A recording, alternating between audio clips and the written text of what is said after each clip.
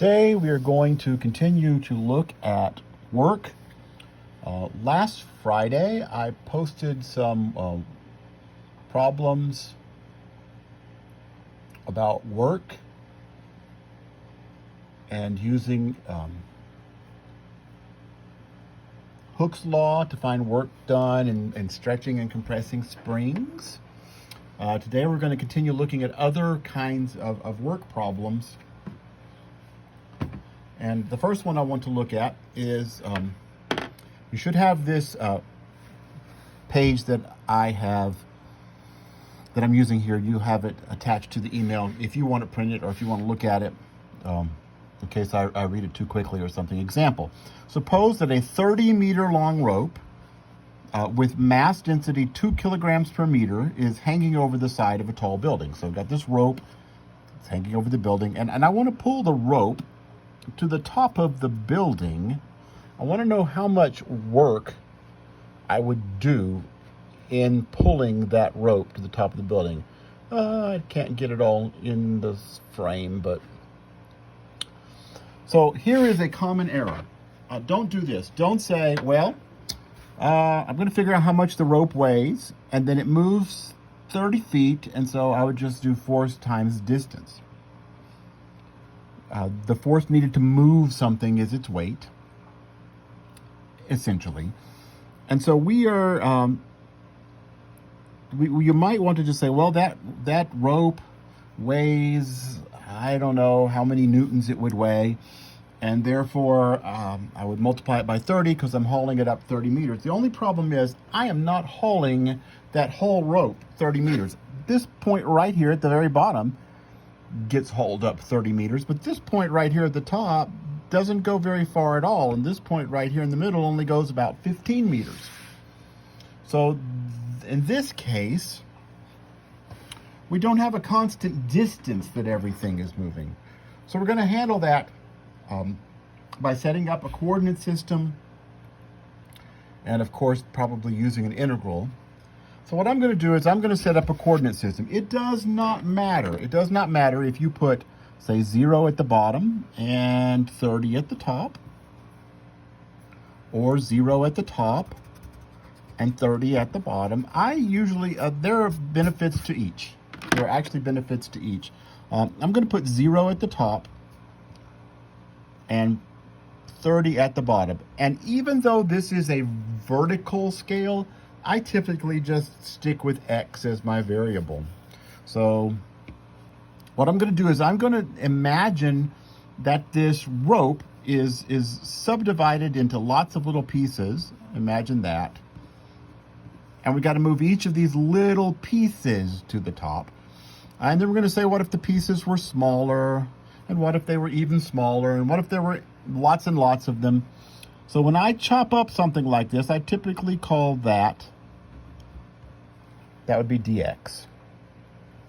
And so I would have to pick a point in this interval to do something.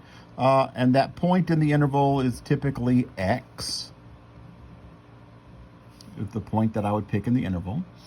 And let's see. And so how much I'm going to consider that all of this little bit of rope's mass, and therefore all of its weight, is concentrated right there at that point, and I got to move that point to the top. So let's see. How much dx feet, meters, I'm sorry, dx meters is the length of that, and the mass is 0.2 kilograms for one, let's call this a slice of rope. The mass is 0.2 kilograms per meter. I'll go ahead and put the units. Times dx meters. That's an M. dx meters. And of course the meters will cancel to give me a mass of 0.2 dx kilograms. But that's not the weight, right? The force I would need to move that would be, that's just its mass. I don't know if you remember this rule from high school physical science or physics, whatever you took. Force is mass times acceleration. This rope is hanging here. Its acceleration is due to gravity.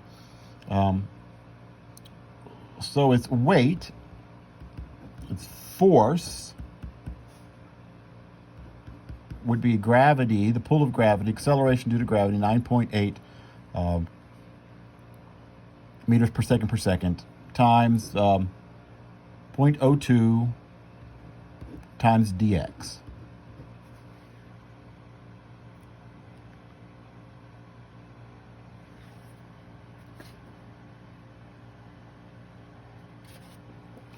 And therefore, that's the force.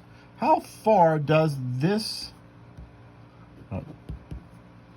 little bit of rope move? It moves x. It moves from where it is, the point in the interval, up to the top of the building. Distance is x. So for my one slice,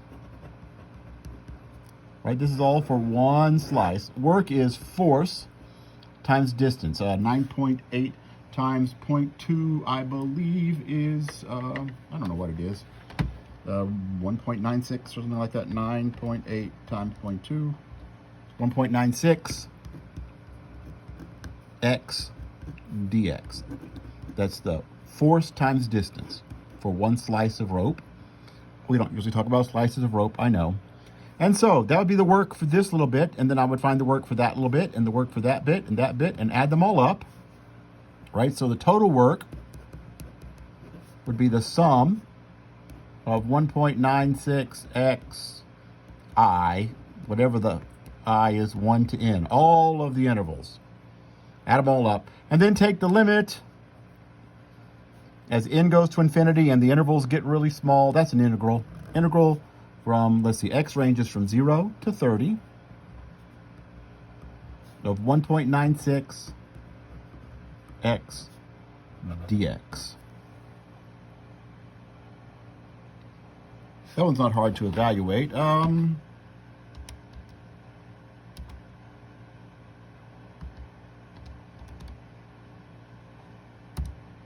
I evaluate, that's 882 joules, I think. Correct me. You figure that out and see if that's right.